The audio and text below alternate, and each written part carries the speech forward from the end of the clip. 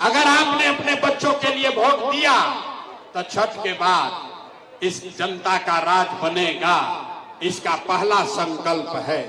सबको याद कर लीजिए, इसका पहला संकल्प है, नाली गली बनो चाहे मत बनो, स्कूल अस्पताल जब सुधरी तब सुधरी, लेकिन साल भर के अंदर जितना आपके घर का सामान गया है बाहर मजदूरी करने, रोजी रोजगार के चक्कर में, जो बच्चे आपके पढ़ लिख कर बेरोजगार बैठे हैं, उसको सरकारी नौकरी मिले या ना मिले, लेकिन सभी के लिए, याद कर लो भाई, सभी के लिए कम से कम 10 से 12 हजार रुपया के रोजी रोजगार का व्यवस्था यही बिहार में करके दे दिया जाएगा।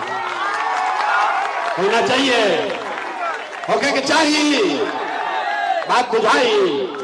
10-12 हजार के इधर रोजी रोजगार हो जाए तो गरीबी कम हो कि ना हो? जोर से बोलिए, होगा कि नहीं होगा? होगा। तो प्रशांत किशोर के बेटा के शादी नहीं थे हो, हमारे बेटा के तिलक नहीं थे, आपके सबके बच्चों की लड़ाई है। अगर ये बात समझ में आ गया तो अभी यहां से जाइएगा घर, तो अपने पति को, अपना बेटा को, भाई को, भतीजा को, गांव में दोस्त को, मित्र को बताना है, ए बचवा, ए बचवा, अब की हाली दिवाली या छठ में जब घरे आईब, याद कर लो भाई, ए बचवा, अब की हाली दिवाली या छठ में जब घरे आईब, तब फिर जीवन में कभी 10-12 हजार रुपया के नौकरी मजदूरी खाती अपन गांव बिहार छोड़कर बाहर ना जाए के पड़ी। मंजूर है? सबको मंजूर है? दूसरा संकल्प, जिसका उम्र 60 वर्ष से ज्यादा है, अब वो रोजी रोजगार मजदूरी नहीं कर सकता है।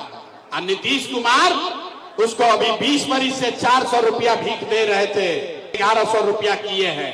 तो अब छठ के बाद जेकर उम्र 60 वर्ष से ज्यादा बा, छठ के बाद उसको 400 रुपया का भीख नहीं, 1100 रुपया का पेंशन नहीं, हर 60 साल से ज्यादा उम्र के महिला पुरुष को हर महीने 2000 रुपया महीना का सम्मान राशि जरूर दिया जाएगा। होकर के चाहिए, पास कीजिए प्रस्ताव, हाथ उठाकर होना चाहिए। तो आपके बच्चों के लिए 10-12 हजार के रोजगार हो जाए, अब बूढ़ लोग के 2000 रुपया मिले लगी तो गरीबी में कुछ राहत मिली ना, लेकिन गरीबी खत्म ना हुई। गरीबी खत्म तब होगा जब आपके बच्चे पढ़ेंगे, पढ़ लिख कर आगे बढ़ेंगे। तो इसलिए तय हुआ कि अगर आपने अपने बच्चों के लिए वोट दिया, शिक्षा